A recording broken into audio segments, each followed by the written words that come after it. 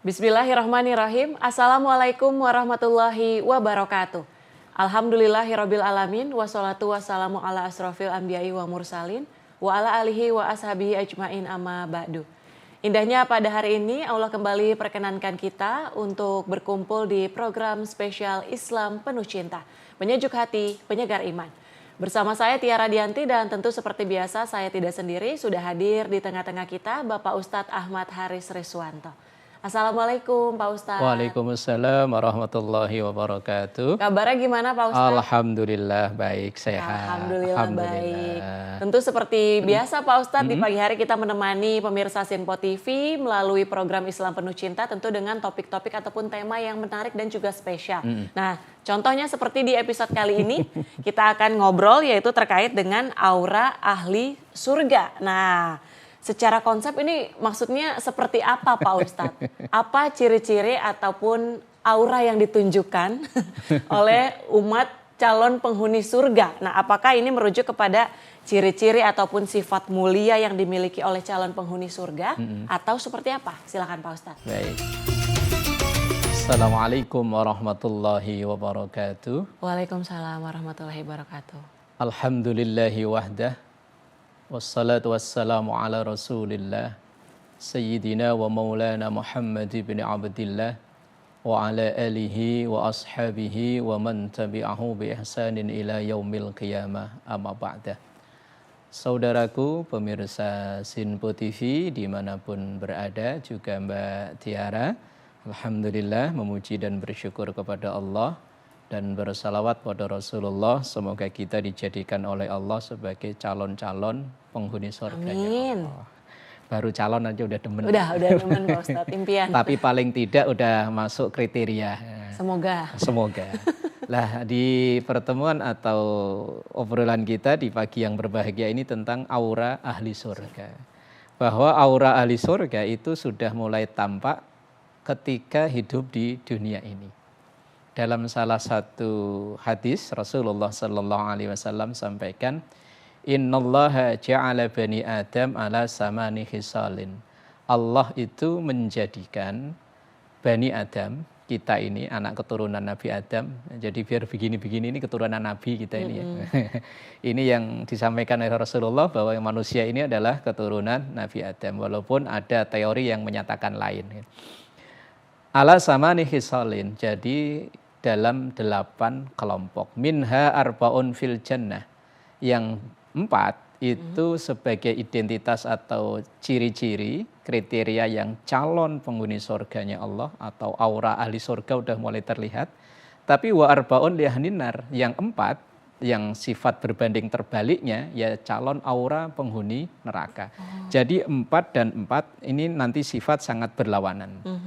Nah, semoga ya 4 yang calon di ahli jannah ini yang ada dalam diri kita. Tinggal kita koreksi diri kita, kira-kira kita masuk ke 4 ciri yang pertama ini atau tidak. Apa yang disampaikan oleh Rasulullah? Yang pertama, aura ahli surga itu yang pertama wajhun malihun, wajahnya menyenangkan. Ketika berjumpa, ketika berbicara dengan calon penghuni surga itu menyenangkan. Dan itu wajah Rasulullah sallallahu alaihi wasallam. Rasulullah itu wa kana Nabi sallallahu alaihi wasallam abyadu malihil wajhi. Rasulullah itu wajahnya sangat menyenangkan. Bahkan dalam qasidah Al-Barzanji yang sering dibaca dalam momen-momen tertentu itu disampaikan man ra'a wajha kayas'at. Man siapapun ro'a yang melihat wajhaka, wajahmu, memandang wajahmu ya Rasulullah, yas'at, pasti akan bahagia. Terpancar aura kebahagiaan. Jadi calon penghuni surga itu wajahnya tidak selalu manyun. Walaupun problem yang dihadapi itu berat luar biasa, siapa sih di dunia ini yang nggak punya problem? Semuanya punya. Tetapi dalam menghadapi semua problem dalam masalah kehidupan sehari-hari itu tidak nampak dari wajahnya. Wajahnya selalu tampak ceria, bahagia, sehingga ketika wajah bahagia itu berada di komunitas atau di satu lingkungan akan membawa aura positif. Lah ketika orang kok mulai dari datang ke kantor sudah ngelihat wajahnya nggak enak, ketika diajak bicara wajahnya nggak enak, itu calon-calon kebalikannya, calon ahli neraka. Makanya tinggal kita bisa memulai dari sekarang, pantas nggak kita ini nanti calon penghuni surga? Yang pertama berlatih untuk menjadi orang pribadi yang menyenangkan. Yang pertama bisa dilihat dari wajahnya, wajahun malihun, tampak senyum dalam wajahnya, bukan hanya di bibir, tapi senyum dalam wajahnya. Sehingga dalam satu hadis Rasulullah Sallallahu Alaihi Wasallam sampaikan, tabassamuka ala wajhi akhika sadaqah. Senyummu terhadap saudaramu adalah sedekah. Tapi hadis ini jangan disalah maknai. Kemudian nggak ada siapa-siapa, senyum sendiri, ya bahaya. Atau mungkin jangan dimaknai, wah berarti saya senyum aja udah sedekah. Ada kotak amal cuma disenyumin, nggak diisi. Cuma digeser. Cuman digeser, wah ya keliru ini. Itu yang pertama. Aura ahli surga itu tampak dari wajahnya, wajhun malihun. Kemudian yang kedua, aura ahli surga itu adalah walisanun fasihun. Punya lisan, punya omongan, tata bicara yang enak didengar. Tidak nyakitin. Kadang ada orang yang memang dia tipe pendiam, tapi giliran ngomongnya nggak enak. Lebih pedes dari cabai apa yang katanya paling pedes itu. Itu bukan yang diajarkan oleh Rasul Sallallahu Alaihi Wasallam. Rasulullah itu pribadi yang ketika berbicara sangat menyenangkan, sehingga siapapun yang berbicara di dekat Rasulullah itu terasa nyaman, sehingga berbicara dalam durasi waktu yang lama sekalipun masih betah. Kadang ada orang yang bicaranya itu udah nyakitin, rututan bahasanya didengar juga nggak enak. Wah, itu bukan calon aura ahli surga. Lah juga bicara yang baik, kalau memang tidak bisa ya lebih baik diam kan gitu ya. Man kana yu'minu billahi wal yaumil akhir falyakul khairan aw liyasmut. Siapa yang iman pada Allah, iman pada hari akhir, falyakul khairan, maka bicara yang baik. Kalau nggak bisa bicara baik ya lebih baik diam. Atau dalam hadis lain Rasulullah Sallallahu Alaihi Wasallam juga sampaikan, salamatul insan fi hifdzil lisan. Selamatnya seseorang itu dari pandainya ia menjaga lisannya. Nah, identitas atau aura ahli surga yang kedua itu walisanun fasihun. Punya lisan, punya omongan yang enak, tidak nyakitin omongannya. Kalau bisa ya justru omongan-omongan yang ada nilai manfaat dan pahalanya. Walaupun ada percandaan, Rasulullah itu juga bercanda. Tetapi bercandanya Rasulullah itu jujur dan mengandung ilmu. Seperti misalnya satu hari ada ibu-ibu yang sudah sepuh dan lanjut usia datang pada Rasulullah, ya Rasul, saya ini berusaha untuk ibadah sebaik mungkin. Kira-kira nanti saya ini berada di surga yang kelas apa? Kemudian Rasulullah dengan mencandain sang ibu tadi, waduh mohon maaf, di surga itu nggak ada nenek-nenek, di surga itu nggak ada orang tua. Lah wanita tadi pertama dikirain serius, ternyata Rasulullah bercanda. Bahwa nanti di surga itu semua penduduk surga usianya disamakan seperti Nabiullah Isa alaihissalam ketika diangkat ke langit. Jadi sekitaran usia 33. Lagi seger-segernya, lagi pokoknya lagi fit-fitnya di usia-usia segitu. Ini ya Rasulullah bercanda, tapi bercandanya jujur. Itu identitas yang kedua, yaitu walisanun fasihun. Kemudian identitas atau aura ahli surga yang tampak di dunia yang ketiga adalah wa qalbun taqiyun. Ia punya hati yang baik. Hati itu oleh Rasul dalam satu hadis beliau bilang, ala fil jasati mudghah. Ingatlah dalam setiap diri kita ini ada segumpal darah. Wa in soluhat soluhal jasadu kullu, wa in fasadat fasadal jasadu kullu. Kalau segumpal darah ini baik, maka seluruh tubuh akan menjadi baik. Tapi kalau ini rusak, maka seluruh tubuh akan menjadi rusak. Ala wahiyal qalbu. Ketahuilah bahwa itu adalah hati. Analoginya begini, kalau ada tempat minuman, teko atau apa, kok dituang keluarnya teh, berarti dalemannya teh. Kalau dikeluar tuang kopi, ya mungkin isinya itu adalah kopi. Begitupun ketika seseorang dalam keseharian hatinya baik, insya Allah yang terpancar dari lisannya, terpancar dari perilakunya, dari tindak tanduknya adalah baik. Tapi sebaliknya kalau hatinya udah rusak, maka akan terlihat dari wajah, aura wajahnya sudah tidak menyenangkan, dari lisannya keluar kata-kata yang tidak mengenakkan, kemudian dari gerak tubuhnya juga pancaran-pancaran yang tidak baik. Maka calon penghuni surga atau aura ahli surga yang ketiga adalah wa qalbun taqiyun, punya hati yang baik.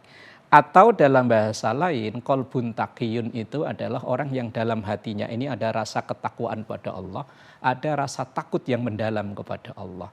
Lah orang yang takut kepada Allah itu nggak ada ruang dan waktu untuk ia melakukan pelanggaran.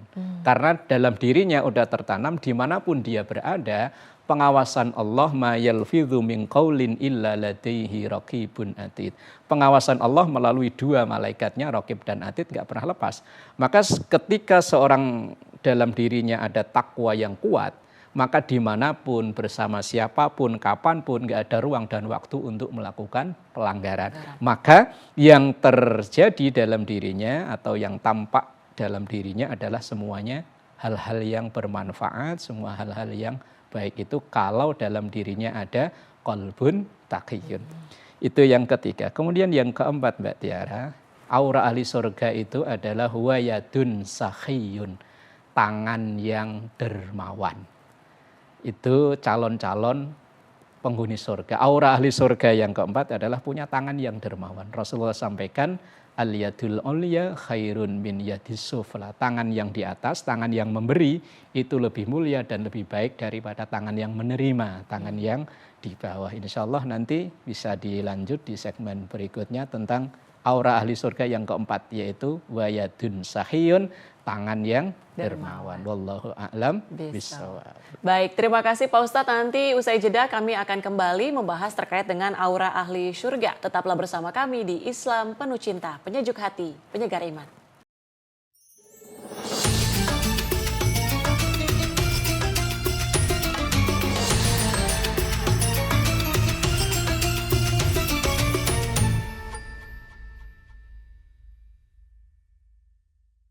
Alhamdulillahirabbil alamin, Anda masih bersama kami di Islam Penuh Cinta, penyejuk hati, penyegar iman.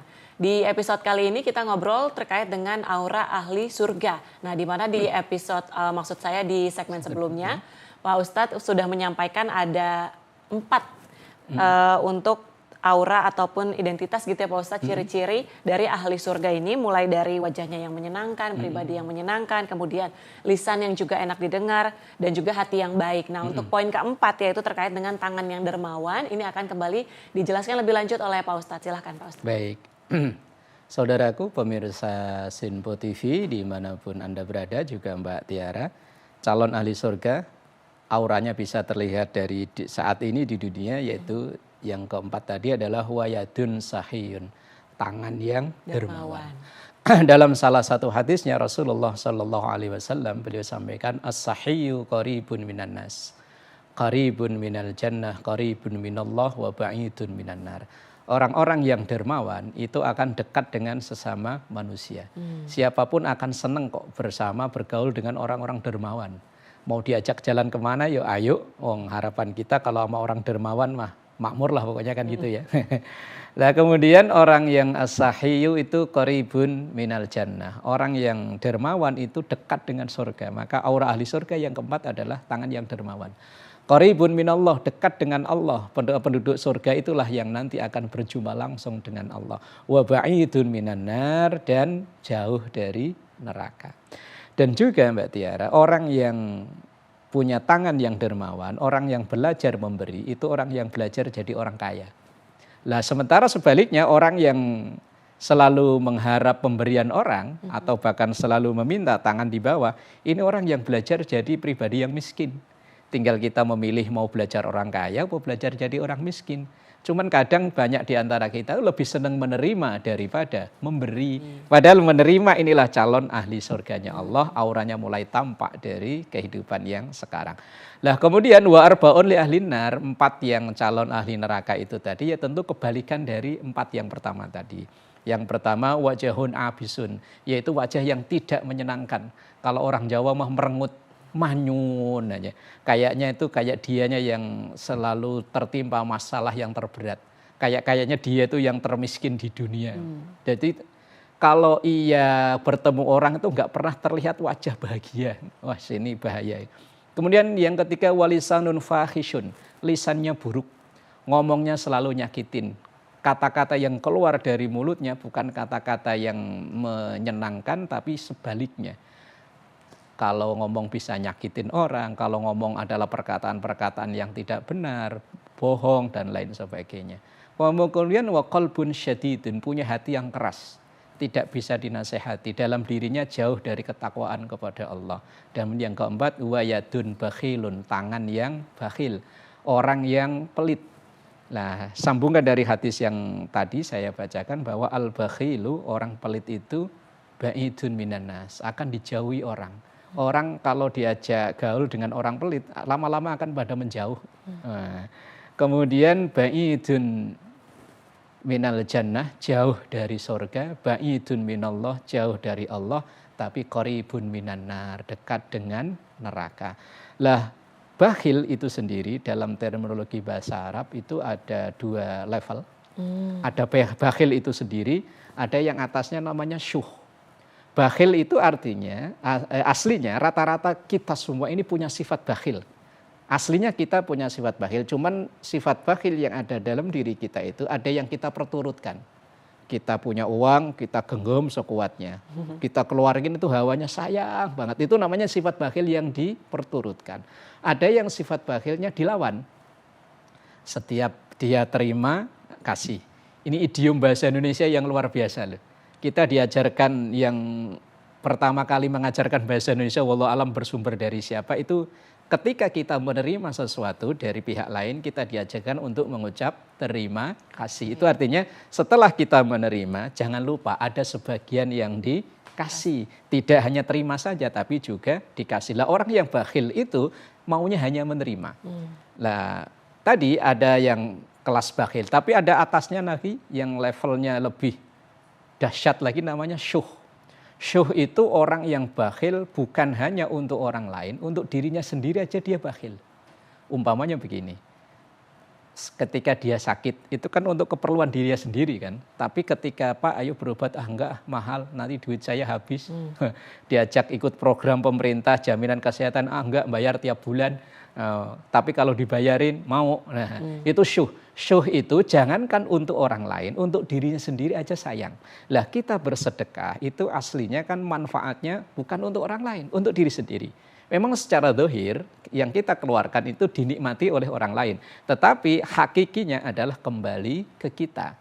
Bahwa kita dikaruniai sehat, kita berusaha lancar, keluarga bahagia, terus rezeki yang berlipat ganda, itu mungkin dari sedekah yang kita berikan, yang itu dilipat gandakan oleh Allah Subhanahu wa ta'ala. Calon penghuni neraka tadi adalah orang yang tidak mau itu. Justru dia menyayangkan hartanya kalau dikeluarkan. Lah, tentunya kita tinggal memilih apakah kita akan masuk 4 yang pertama atau 4 yang kedua. Tentu semua orang pasti akan memilih 4 yang pertama. Tapi sayang disayang, kadang realnya dari perilakunya tidak menunjukkan pilihannya tadi. Pilihannya yang pertama tentu semua orang ketika ditanya pasti akan pengen jadi ahli surga, tapi terkadang realnya, kesehariannya justru yang ditampakkan dari perilakunya malah calon penghuni neraka. Ya pengennya ya ahli surga insya Allah. Wallahu a'lam, gitu Mbak Tiara. Nah, kalau misalnya yang disebutkan tadi sama Pak Ustadz kan ada 4 ya Pak Ustadz, wajah menyenangkan, lisan yang enak didengar, hati yang baik, tangan yang dermawan. Tentu ini bukan hal yang mudah Pak Ustadz. Kalau misalnya kita lihat di poin pertama wajah menyenangkan, ada juga emang orang udah kesetting mukanya judes gitu Pak Ustadz, yang kalau kata orang, ini kalau diem dia judes banget ya, ternyata kalau dideketin seramah itu ya. Ada juga kan Pak Ustadz yang seperti itu. Terus apalagi lisan yang enak didengar, lisan lagi nih yang lebih sulit lagi gitu Pak Ustadz dalam kehidupan sosial gitu ya Pak Ustadz, dengan teman-teman ataupun dengan pokoknya masyarakat dengan sosial ini gitu Pak Ustadz, terkait dengan lisan ini yang paling sulit rasanya untuk kemudian dijaga gitu Pak Ustadz, apalagi kalau lagi emosi. Iya, betul. Untuk kemudian gak keluar kata-kata tersebut yang mungkin menyinggung, menyakiti hati orang lain, itu sulit juga untuk dijaga. Kemudian juga tangan yang dermawan, apalagi ini juga ya Pak Ustadz, gimana caranya apakah kita kalau dalam menjalani kehidupan ini lebih baik ya jangan terlalu lihat ke atas lah gimana enaknya gitu ya Pak Ustadz. Atau kita lihat ke bawah ternyata masih banyak loh yang lebih mungkin kurang dibandingkan kita sehingga kita harus lebih bersyukur. Gimana Pak Ustadz cara melatihnya biar semoga kita bisa menjadi calon penghuni surga? Baik, yang tentu poin yang keempat ya, yang yadun sahiyun. Bagaimana caranya kita berlatih untuk menjadi pribadi yang dermawan. Satu, settinglah dalam pemikiran kita bahwa harta ini titipan, bukan mutlak milik kita. Jadi kalau kita dititipi, tentu kita akan menjaga sesuai amanah dari yang nitip. Yang nitip tentu Allah. Lah, apa amanah Allah? Amanah Allah terhadap harta yang dititipkan kepada kita ini adalah bukan mutlak punya kita. Ini dalam harta yang kita, dalam genggaman kita ini ada hak orang lain yang harus kita tunaikan. Kalau memang memenuhi syarat ada 2,5% per tahun. Kalau tidak memenuhi syarat dalam aturan zakat, ya kita keluarkan bahwa tadi dalam idiom bahasa Indonesia ada yang kita terima, tentu ada yang kita kasih. Itu yang pertama, terapkan atau yakinkan dalam diri kita bahwa ini adalah titipan. Nah, yang kedua, titipan itu kalau yang punya menghendaki diambil dalam sekejap bisa diambil. Yang ketiga, bahwa ketika kita mengeluarkan sedekah, berapapun yang kita keluarkan pasti akan dibalas oleh Allah. Innallaha la yudhi'u ajrul muhsinin. Allah tidak akan menyia-nyiakan balasan dari orang-orang yang berbuat baik. Orang yang berbuat baik kepada sesama, terutama dengan menjadi orang yang dermawan, tangan-tangan yang pemurah, itu balasannya rata-rata dibalas oleh Allah cash di dunia. Tidak perlu menunggu di akhirat. Bagi kita yang muslim tentu balasan itu kita harapkan ya dua-duanya, dunia, akhirat. Dan belum pernah kita baca dari media manapun orang yang jatuh bangkrut, orang yang jatuh pailit gara-gara rajin sedekah. Justru malah sebaliknya. Kita yakinkan dalam diri, dalam satu ayat Allah sampaikan, masalul ladzina yunfikuna amwalahum fi sabilillahi kamasali habbatin ambatat sab'a sanabila fi kulli sumbulatin mi'atu habbah. Perumpamaan orang yang berbagi itu seperti menanam satu butir padi. Dari satu butir itu akan tumbuh 7 tangkai. Dalam 7 tangkai itu akan ada 100 butir lagi dan makin dilipat gandakan oleh Allah. Dan memang ini butuh berlatih. Dari hal-hal yang terkecil kita memberi terhadap orang-orang terdekat kita. Dan memang sedekah terbaik itu adalah yang diberikan kepada orang terdekat. Ya setelah itu baru dah lah. Tapi ya namanya latihan itu kadang ya butuh apa ya? Kadang kayak dipaksa. Nah, awalnya dipaksa, tapi kalau sudah terbiasa, insya Allah akan nyaman pada akhirnya. Nah, untuk melatih calon penghuni surga ya tadi, wayadun sahiyun, belajar menjadi pribadi ada yang suka berbagi. Dan memang dari keempat aura calon ahli surga memang sesuatu yang tidak mudah, apalagi tidak terlatih itu tadi. Nah, makanya kita berlatih merubah. Kalau memang selama ini kata teman-teman kita wajah kita ini nggak enak kalau dilihat, dirubah. Kalau selama ini omongan kita itu nyakitin, dirubah. Ya tentu merubah itu tidak bisa langsung drastis ya, butuh proses latihan dan latihan. Insya Allah itu yang diharapkan menjadi calon penghuni surganya Allah yang auranya tampak saat kehidupan di dunia ini. Wallahu a'lam bishawab. Baik, terima kasih Pak Ustadz. Semoga melalui Islam Penuh Cinta kali ini bisa bermanfaat bagi seluruh pemirsa Sinpo TV. Akhir kata saya Tia Radianti mewakili seluruh kerabat kerja yang bertugas pamit undur diri. Terima kasih. Wassalamualaikum warahmatullahi wabarakatuh. Astaghfirullahaladzim lakal ma'bud ya dzal jalali wal ikram. Bismillahirrahmanirrahim. Allahumma inna nas'aluka ridhaka wal jannah wa na'udzubika min sakhatika wan nar. Rabbana taqabbal minna innaka antas samiul alim wa tub alaina innaka antat tawwabur rahim.